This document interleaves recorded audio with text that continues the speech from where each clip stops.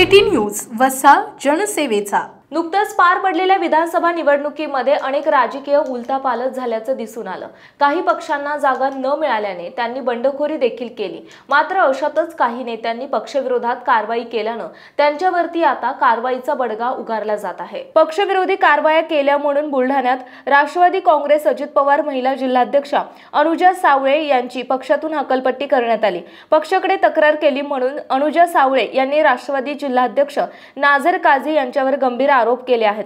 नुकत्याच झालेल्या विधानसभा निवडणुकीत बुलढाणा जिल्हा राष्ट्रवादी काँग्रेस अजित पवार गटाच्या महिला जिल्हाध्यक्ष अनुजा सावळे यांनी सिंदखेडा राज्य मतदारसंघात पक्षाचे अधिकृत उमेदवार असलेले आमदार मनोज कायंदे यांच्या विरोधात काम केल्याचा ठपका ठेवत राष्ट्रवादीचे जिल्हाध्यक्ष नाझर काझी यांनी पक्षाचे अध्यक्ष अजित पवार आणि महिला प्रदेशाध्यक्ष रुपाली चाकणकर यांच्याकडे तक्रार केली होती। या तक्रारीच्या अनुषंगाने बुलढाणा जिल्हा राष्ट्रवादी महिला अध्यक्ष अनुजा सावळे यांची तात्काळ हकलपट्टी करण्यात आली आहे। तर दुसरीकडे अनुजा सावळे यांची हकलपट्टी केल्याने त्यांनी राष्ट्रवादीचे जिल्हाध्यक्ष नाझर काझी यांच्यावर गंभीर आरोप केले। त्यामुळे बुलढाणा जिल्ह्यात राष्ट्रवादी अजित पवार काँग्रेसमध्ये खळबळ उडाली आहे।